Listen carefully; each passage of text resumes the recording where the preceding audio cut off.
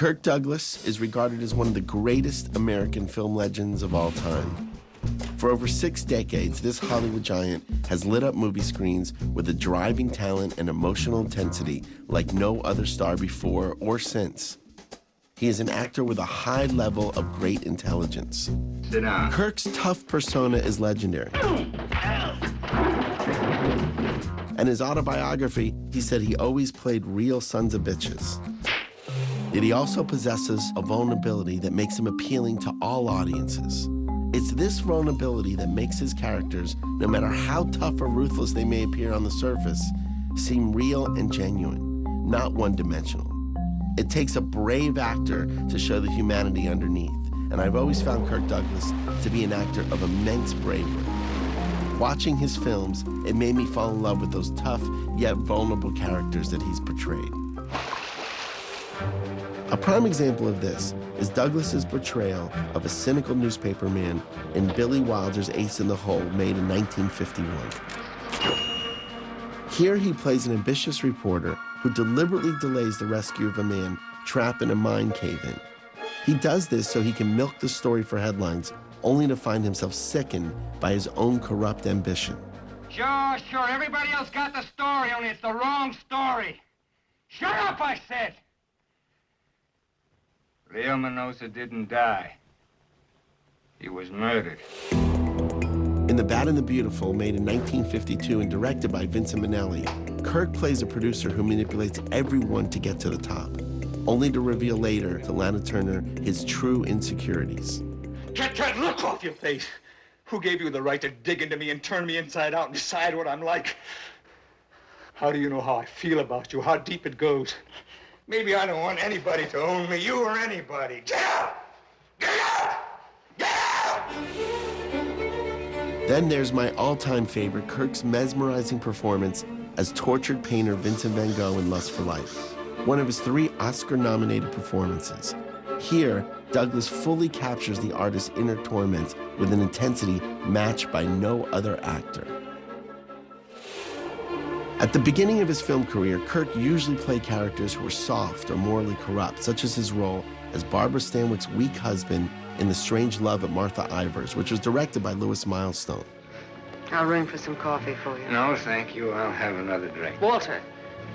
If there's to be a discussion, I'll need another drink. Otherwise, I shall neither hear nor be coherent when and if I reply to whatever it is you're about to say. But not one to be typecast, Douglas soon broke free of these mild-mannered roles and quickly established himself as an actor of fierce intensity and one of the toughest stars in the business. When he enters the screen, you are waiting for him to explode.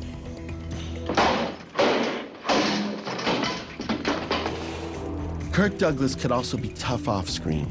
He was one of the first stars to break free of the studio contract system, forming his own production company, Brenna Productions, named after his mother.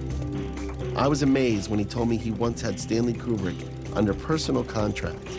2 of Douglas's best films as both actor and producer were directed by Kubrick. Paths of Glory, definitely one of the most powerful anti-war films ever made, and the epic Spartacus. In fact, Kubrick agreed to direct Spartacus in order to get out of his 6-picture deal with Douglas's production company. Spartacus is an amazing achievement for this prolific actor and producer.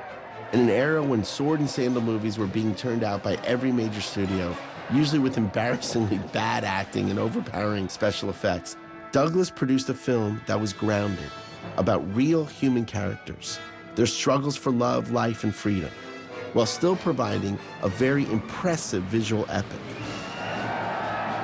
He accomplished what few actor-producers have, maintaining a perfect balance of story and spectacle.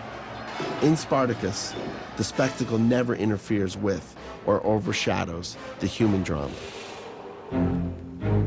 Douglas is one of those rare actors who totally seems at home in whichever era his character comes from. He's definitely one of the most convincing cowboys in cinema history.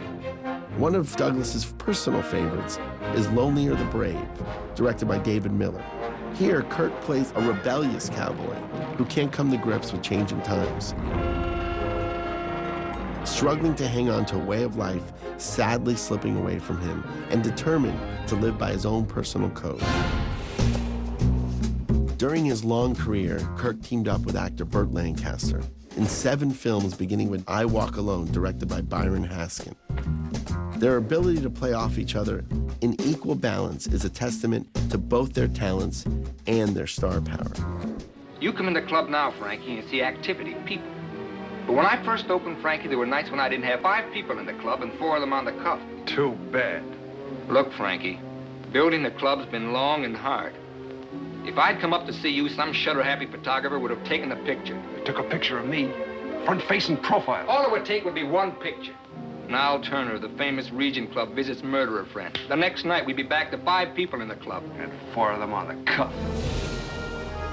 Kirk Douglas is an actor with a high regard for his profession and appreciation of its cultural value. He considers filmmaking a true art form and has always approached his roles with that philosophy, which is why his work has truly stood the test of time.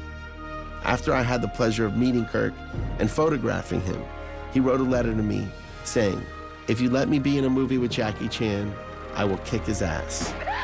That meant a lot to me, and I definitely cherish the letter to this day.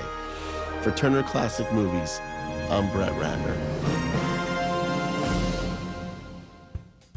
Kirk Douglas braves the inhumanity of the First World War in Stanley Kubrick's Paths of Glory, Monday at 2:15.